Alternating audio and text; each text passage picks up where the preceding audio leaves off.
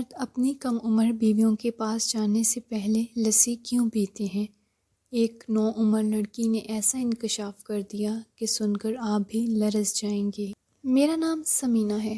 میں بھکر کے ایک ایسے علاقے میں رہتی ہوں جہاں غریبوں کی بستیاں آباد ہیں۔ ہم 7 بہنیں ہیں اور گھر میں غربت کے ڈیرے تھے۔ 2 وقت کی روٹی بھی بڑی مشکل سے پوری ہوتی تھی۔ ابو ریڑھی لگایا کرتے تھے۔ وہ اتنا ہی کمایا کرتے تھے جسے بمشکل گزارا ہوتا تھا۔ ابو نے اس چیز کا حل یہ نکالا تھا کہ وہ ہم بہنوں کی شادیاں کم عمری میں کر رہے تھے۔ میں ابھی بہت چھوٹی تھی، لیکن ابو نے اپنا بوجھ ہلکا کرنا تھا، اس لیے میرے لیے رشتہ ڈھونڈنے لگے تھے۔ میں بہت حسین تھی۔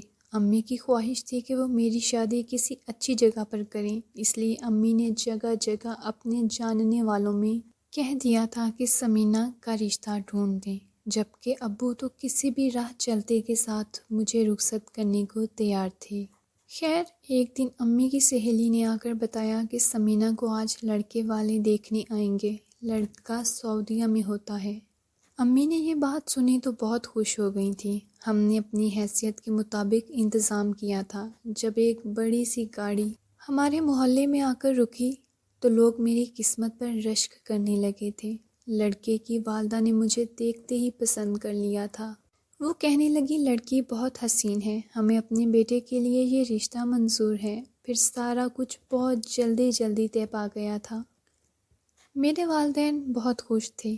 امی نے مجھے پٹی پڑھا دی تھی کہ جاتے ہی اپنے شوہر کو قابو میں کر لینا اور اسے یہ فرمائش کرنا کہ مجھے اپنے ساتھ سعودیہ لے کر جائے، وہاں پھر تم اپنی بہنوں کے لیے بھی رشتے ڈھونڈ لینا۔ میں نے حامی بھر لی تھی اور یوں میں بیاہ کر سعد کے گھر آ گئی تھی۔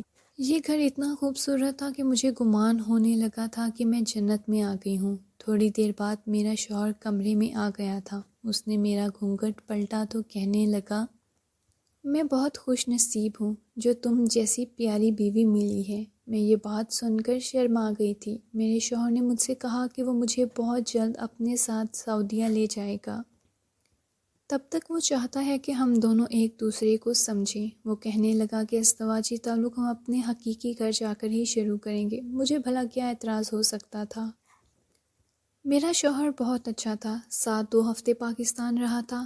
اس دوران اس نے مجھے دنیا جہان کی شاپنگ کرائی تھی۔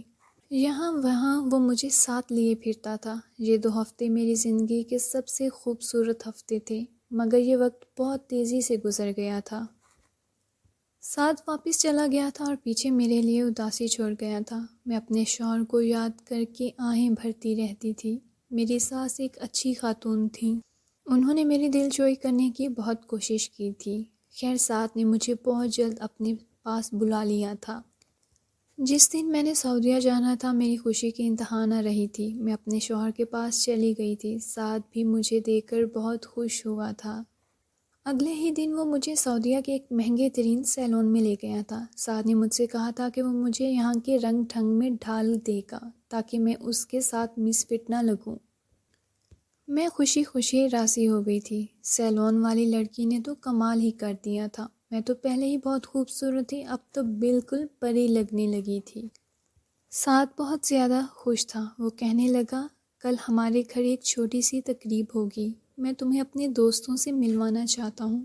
میں مان گئی تھی، مگر میرے وہم و گمان میں بھی نہیں تھا کہ سعد کے تمام دوست عربی مرد ہوں گے۔ وہ عربی مجھے ایسے دیکھ رہے تھے جیسے ابھی کھا جائیں گے۔ میں بہت زیادہ عجیب محسوس کر رہی تھی۔ خیر، شکر تھا یہ تقریب جلدی ختم ہو گئی تھی۔ سب لوگ اپنے گھروں کو واپس چلے گئے تھے۔ کہنے لگا، سمینہ آ جاؤ، میں تمہیں ایک بہت پیاری جگہ لے کر چلتا ہوں۔ میں راضی ہو گئی تھی، لیکن مجھے علم نہیں تھا کہ وہ پیاری جگہ میرے لیے جہنم ثابت ہوگی۔ سعد مجھے ایک ایسے گھر میں لے گیا تھا جہاں وہی عربی مرد بیٹھا تھا جو ہمارے گھر بھی آیا تھا اور مجھے گھور گھور کر دیکھ رہا تھا۔ سعد نے اس عربی مرد کے سامنے مجھے طلاق دے دی اور پیسوں سے بھرا بیگ اٹھا کر باہر نکل گیا تھا۔ میں روتی ہی رہ گئی تھی۔ مجھے تو یقین ہی نہیں آ رہا تھا کہ میرا شوہر مجھے ایک عربی مرد کے ہاتھوں فروخت کر کے چلا گیا ہے۔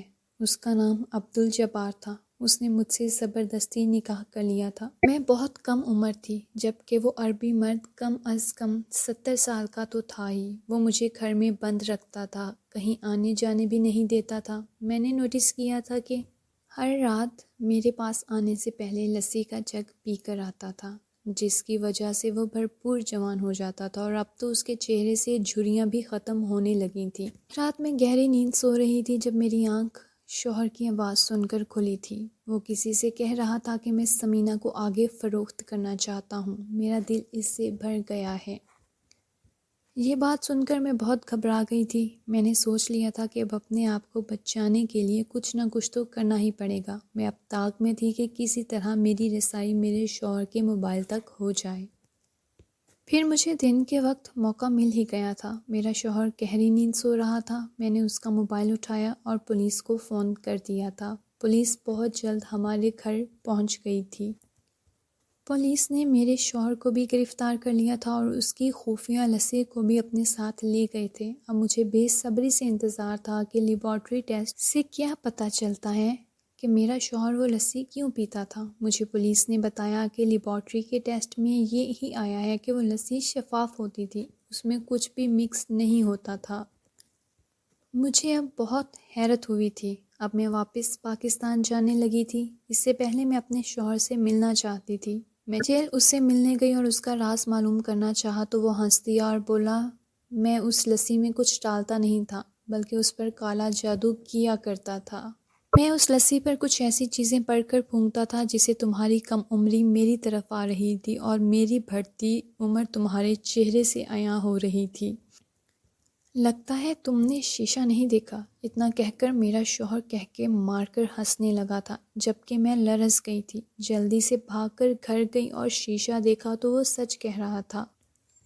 میرا چہرہ خراب ہو چکا تھا، میں بہت زیادہ روئی تھی۔ خیر پھر پاکستان واپس آ گئی تھی۔ میں نے اپنے والدین سے رو رو کر پوچھا تھا کہ انہوں نے میرے ساتھ اتنا برا کیوں کیا، کیوں لالچ میں آ کر بنا جانچ پڑتال کے میری شادی کر دی۔ میری طبیعت دن بدن بگڑتی جا رہی تھی۔ پھر میری امی مجھے ایک پیر صاحب کے پاس لے گئیں۔ انہوں نے مجھ پر ہوئے کالے جادو کا توڑ کرنے کی کوشش کی تھی۔ اب میں پہلے سے بہتر محسوس کرتی ہوں۔ آپ سے گزارش ہے کہ میرے لیے دعا کریں، میں جلد ٹھیک ہو جاؤں۔ آج کی کہانی سننے کے لیے شکریہ۔ مزید اسی طرح کی انٹرسٹنگ ویڈیوز دیکھنے کے لیے میرا چینل سبسکرائب کر لیں۔ شکریہ۔